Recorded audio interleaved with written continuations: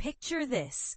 You've just conquered the pinnacle of women's cycling by winning the Tour de France Femmes, only to be sidelined by an injury that drags her off-season into uncharted territory.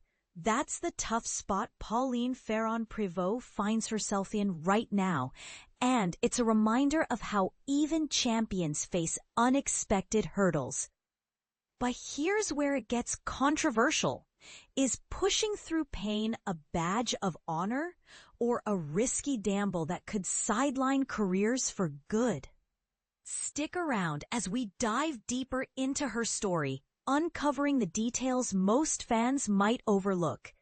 Pauline Ferrand-Prévot, the talented French cyclist whose profile you can explore further at Cycling News, has had a recovery period that stretched far beyond what she and her team anticipated. She decided to end her racing season prematurely to undergo surgery on her ankle, and just this week she shared that she's still not ready to resume training as her body continues to heal. Despite clinching the prestigious Tour de France Femmes in August, an event she's clearly passionate about, as detailed in Cycling News coverage, Ferrand-Prévot admitted that an ankle issue had been plaguing her throughout the entire season. This stemmed from a crash during the Strade Bianche race back in March, which is a challenging one-day classic known for its rugged, unpaved roads that can test even the strongest riders. For beginners in cycling, think of Strade Bianche as a sort of extreme gravel adventure. Riders navigate muddy, dirt paths interspersed with pavement, often leading to spills that can cause lingering problems like sprains or fractures if not addressed promptly. Interestingly, her injury didn't derail her comeback year entirely. She managed to triumph at Paris-Roubaix, another iconic race with its cobblestone-infested parcours, which can feel like a medieval torture test for bikes and bodies alike. And of course, that Tour de France Femmes victory. This suggests her resilience is remarkable, but it also underscores why she needed to tackle the ankle problem head-on before diving into her next chapter in road racing. Ignoring such issues could lead to chronic pain or worse, as we've seen in other athletes who race through discomfort.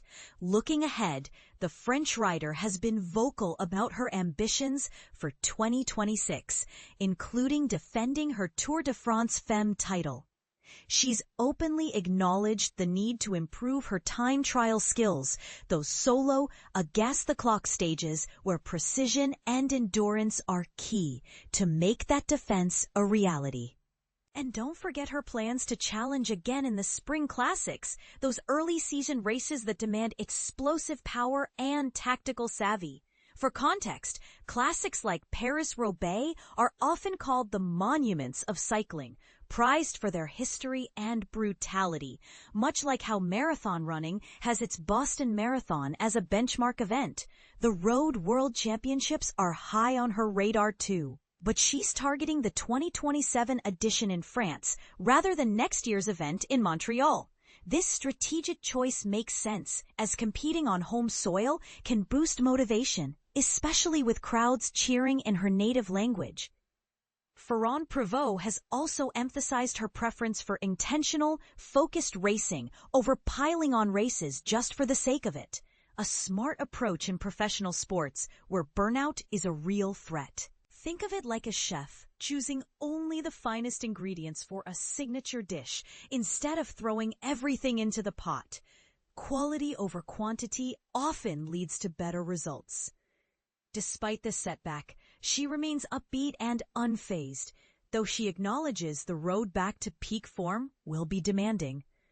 Mentally, I'm doing great. It's also super cool spending time with Dylan Van Barle, her partner, his family, my friends, and soon-to-be family, she shared. But recovery sure is gonna hurt. It's a candid admission that highlights the mental toll of rehab, which can involve grueling physiotherapy sessions, gradual strength building, and patience. Not to mention the emotional side of missing the thrill of competition. And this is the part most people miss. In the world of elite sports, especially women's cycling, where visibility and sponsorships are still climbing, how do we balance pushing limits for glory with protecting long-term health?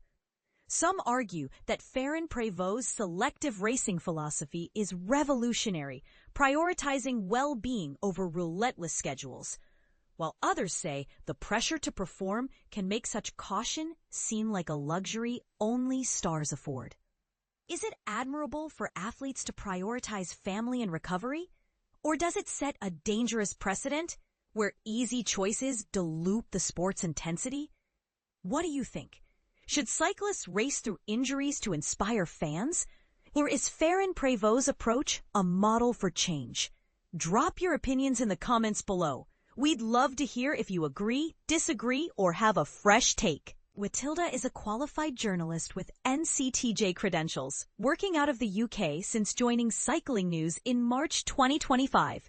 Before that, she served as racing news editor at GCN and freelanced extensively for outlets like Cycling News, Cycling Weekly, Velo, Rouleur, Escape Collective, and Red Bull. Her reporting has taken her to major events, including the Giro d'Italia, Tour de France Femmes, Tour of Flanders, and Paris-Roubaix. With a background in modern languages and sports journalism, she brings deep expertise to women's cycling and broader women's sports, always striving to amplify voices and stories in the field.